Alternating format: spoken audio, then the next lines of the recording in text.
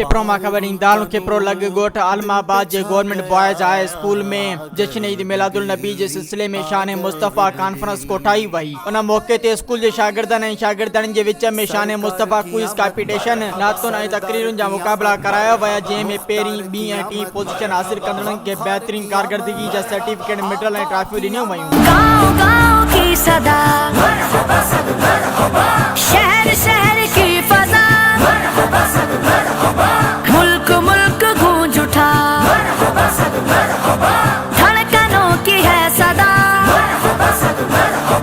दिल ने दिल से ये कहा, कह रही है ये हवा, कैसा महका है जहां, रोशनी का है समा।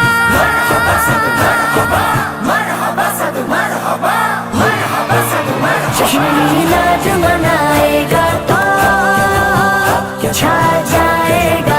उन मौके ते शान मुस्तफ़ा कॉन्फ्रेंस में आयल मेहमानन के स्कूल जे हेड मास्टर नज़ीर अहमद हिंगोर जो आजाणो ॾिनो ऐं चयो त बेराड़ी जे पोइते पहले स्कूलनि में हिन क़िस्म जा प्रोग्राम कराइण जो मक़सद स्कूल जे शागिर्दनि में शऊर ऐं सुजागी पैदा करणु आहे ऐं हिन प्रोग्राम में आयल समूरनि मौजूदनि महिमाननि जो थोरो मञियो, जॾहिं त शान मुस्तफ़ा कॉन्फ्रेंस के सिरे वारी हाई स्कूल हेड मास्टर मोहम्मद उर्स राजड़, माहिर तालीम मोहम्मद जुमन गज्जू अलमास पब्लिक स्कूल खिप्रो जी अफशा मरी, उस्ताद Mohammad Ramzan दर्स, Ghulam Rasool हिंगोरो, diamond public school लुड़कान हेड मास्टर मोहम्मद यूसुफ कीरियो, शाहीन पब्लिक स्कूल अतुंगो जे हेड मास्टर मोहम्मद यूनिस के मोहम्मद हाशिम राजड़ ऐं ॿियनि खिताब कंदे चयो त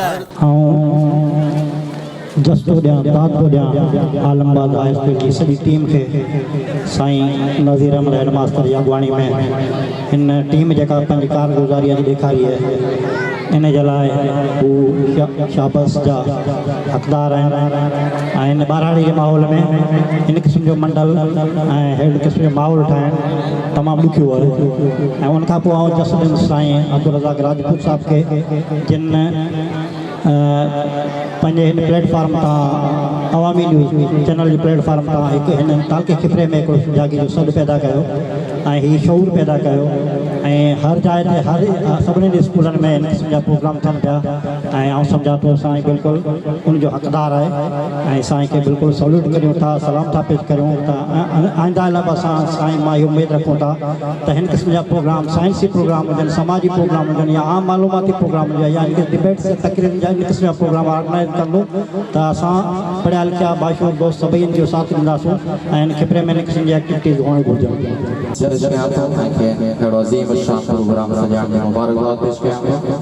ऐं उन सां गॾु हिन स्कूल जूं जेके तइलीम जे हवाले सां ख़िदमतूं आहिनि उन लाइ स्कूल इंतिज़ामिया खे फिराज तहसीन पेश कयां थो।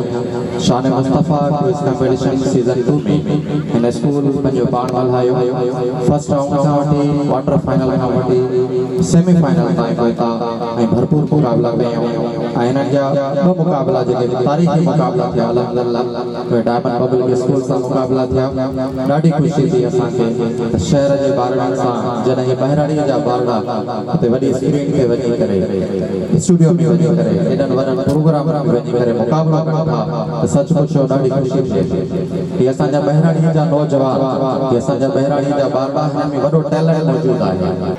सभु जेके हिते आया आहिनि उन्हनि खे वेलकम कयूं था, महिरबानी उन्हनि जूं सभिनी दोस्तनि जूं ऐं असांखे ॾाढी ख़ुशी थी आहे त ख़ासि करे असांखे हिते अवामी जे दोस्तनि जो साथ ॾिनो आहे, तमामु ॾाढी ख़ुशी थी आहे ऐं आयल सभिनी जो आउं शुक्रगुज़ार आहियां जन असांखे हीउ प्रोग्राम ऐं हिन में शरीक थियण जी साज़त ॾिनी। महिरबानी वॾे वॾी महिरबानी। दुनिया में सभिनी पैगंबरनि में नबी करीम सल्लल्लाहु अलैहि वसल्लम जहिड़ो रहबर ॿियो को बि थी न सघंदो। अल्लाह ताला ॿिन्ही जहाननि जे सरदार हज़रत मोहम्मद मुस्तफ़ा सल्लल्लाहु अलैहि वसल्लम खे रहमतुल आलमीन बणाए मोकिलियो। असांखे फ़ख्र आहे त असीं हिन अज़ीम हस्ती जा उम्मती आहियूं जे पींगे खां वठी मरण जी कंदी ताईं इल्मु हासिल करण ऐं पंहिंजी न्याणियुनि खे तइलीम जे ज़ेवर सां आरास्ता करण जो सबक़ ॾिनो आहे। असांखे बि घुरिजे त नबी करीम सल्लल्लाहु अलैहि वसल्लम जी ॾिनल हिदायतुनि ते अमल करियूं ऐं पंहिंजी न्याणी खे वध मां वध तालीम जे ज़ेवर सां सिंगारियूं। उन मौके ते गवर्नमेंट हाई स्कूल आलमाबाद पारां अवामी न्यूज़ HD जी पूरी टीम जंहिंमें अवामी न्यूज़ जे chairman Abdul Razzaq Rajput, director M Juman Kumbhar, Sidra Faiz Kubar, editor Fazal Rehman Umrani, Awami news जे फनास मैनेजर अब्दुल रहीम राजपूत, रहमान उमरानी, अवेस के शान मुस्तफ़ा क्विज़ कॉम्पिटिशन जो बेहतरीन प्रोग्राम कराइण ते मनता एवार्डन सां नवाज़ियो वियो। उन मौके ते अवामी न्यूज़ जे chairman Abdul Razzaq Rajput, M Juman comber ऐं शान मुस्तफ़ा क्विज़ कॉम्पिटिशन में होस्टिंग कंदड़ सिद्रा फैज़ कुबर खिताब कयो।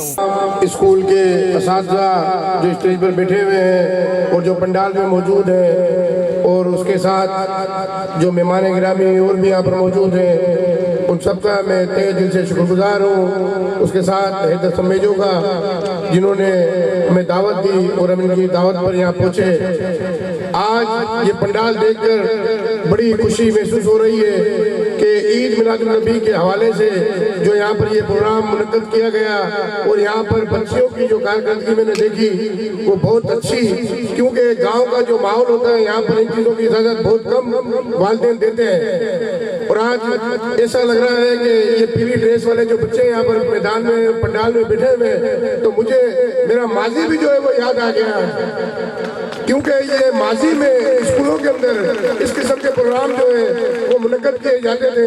आजकल के इस दौर में जो प्रोग्राम मुनक्कद नहीं किए जाते, सिर्फ एक जो छुट्टी का दिन होता है उसको बनाया जाता है। तो ये प्रोग्राम मुनक्कद करने से बच्चों के अंदर एक अवेयरनेस पैदा होती है कि उन्हें पता चलता है कि जश्न ईद मिलादुन नबी का महीना है तो उसे क्यों मनाया जाता है, अगर 14 अगस्त है तो उसे क्यों मनाया जाता है, 23 मार्च है तो उसे क्यों मनाया जाता है।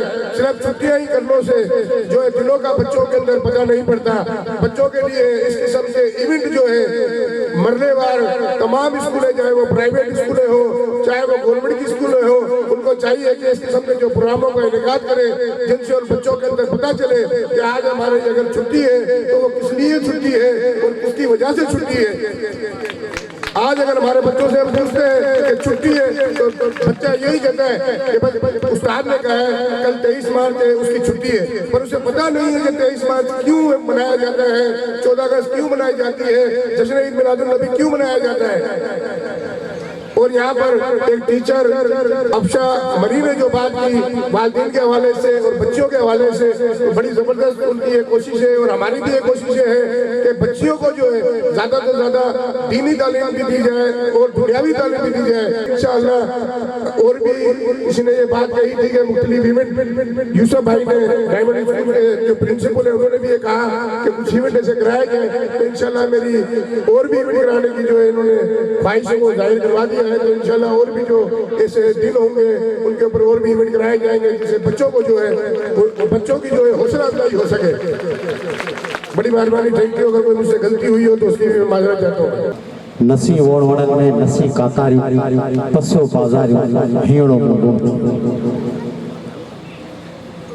स्टेज ते वेठल मानवारा मेहमानों, पिंडाल वेठल मुझा शागिर्दो, वालदीनो, भेनरूं, अस्सलाम वालेकुम। साथियों, अज ऐं मुबारकबाद ॾियां थो गवर्नमेंट हाई स्कूल आलमबाद राजर जे हेडमास्टर ऐं पूरी टीम जंहिं शानदार प्रोग्राम कयो आहे।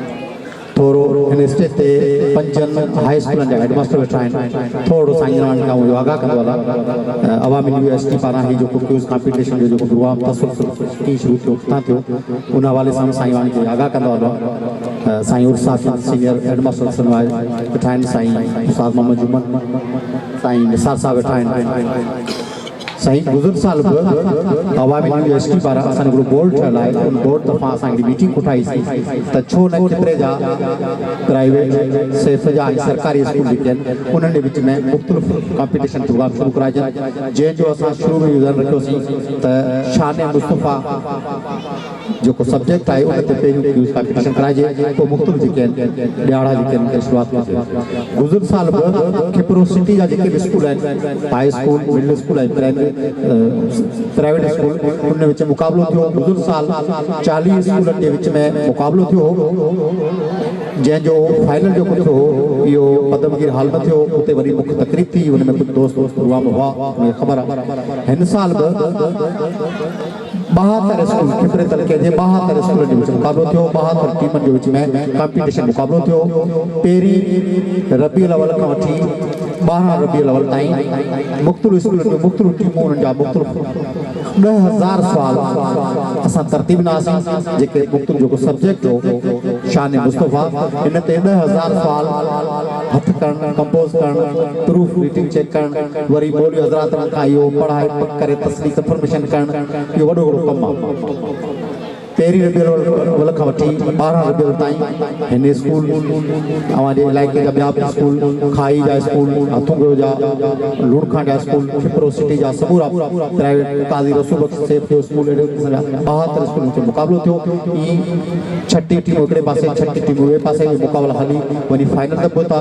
फाइनल जेको प्रोग्राम जेको थियो उहो खिपरो जो अलमास पब्लिक स्कूल जे ग्राउंड ते थियो। वरी शानदार तकरीब थी, जंहिंमें सवे न पर हज़ारे माण्हू शिरकत कई हुई। तव्हांजे स्कूल जा उस्ताद या शागिर्द आया हूंदा, कुझु ॾिठो हूंदो। लेवल जो प्रोग्राम थियो, जंहिंमें क्यूज़ कॉम्पिटिशन, आर्ट गैलरी ऐं नात जा मुक़ाबला थिया। ऐं उन सां गॾोगॾु 20 खिपरे जूं मुख़्तलिफ़ मक्तब फ़िक्र जूं तमामु नोटेबल पर्सन मक्तब फ़िक्र जूं पंहिंजे मुख़्तलिफ़ मक्तब फ़िक्र जेके उहे शख़्सियतूं जिन खे बि एवार्ड सां नवाज़ियो वियो, ऐं जेके खटे आयूं टीमूं उन्हनि खे बि असां मुख़्तलिफ़ इनाम जे हवाले सां नवाज़ियो वियो। ॻाल्हि पिया करियूं त सवेरी ॻाल्हि पई कई त ही पोइते पिल लाइक़ु आहे, आलिमबाद पोइते पिल लाइक़ु आहे। सवेरो दोस्त ॻाल्हाए विया, ऐं चवां थो त आलिमबाद पोइते पिल लाइक़ु नाहे। इल्म जो फुक़दान हिते नाहे, तइलीम जो फुक़दान हिते नाहे। हिते सहूलियतूं जे न आहिनि त रोड जी सहूलियतूं कोन्हे, बिजली जेका हिते उहे वोट ते कोन हूंदा, सिहत जो सहूलियतूं कोन हूंदियूं, मञूं था इहे ज़रूरु, पर तइलीम जे मैदान में हीउ लाइक़ु पहुतो नाहे। इंशाअल्लाह ताला ही आलिमबाद स्कूल खिपरे तलके जे 17-18 हाई स्कूलनि या 29 मिडिल स्कूल जेके आहिनि खिपरे तलके जा, उनमें ही मिसाली स्कूल साबित थींदो। ऐं इंशाअल्लाह ताला ही महिनत तव्हांजी जेका आहे रंग लगाए दी, मेहरबानी। सलाम आमिना के लाल ए महबूबे सुभानी, सलाम आमिना के लाल ए महबूबे सुभानी, सलाम फख्र मौजूदात व फख्र नूअसानी, सलाम उस पर जिसने बेकसों की दस्तगिरी की, सलाम उस पर जिसने बेकसों की दस्तगिरी की, सलाम उस पर जिसने बादशाहत में फकीरी की, सलाम उस पर जिसने बादशाहत में फकीरी की। जनेद शान मुस्तफ़ा कॉन्फ्रेंस में कंपेयरिंग जा फराइज नौजवान उस्ताद हैदर अली समेजोर ना प्रोग्राम में स्कूल जे शागिर्दनि ऐं शागिर्दियान वॾियान में शिरकत कई। उन मौक़े ते आयल समूरनि महिमाननि खे लंगर करायो वियो। मज़ीद ख़बरनि ऐं तफ़सीलात लाइ विज़िट कयो असांजी वेबसाइट www.awamiNewsHD.com ऐं ॾिसंदा रहो अवामी न्यूज़ HD।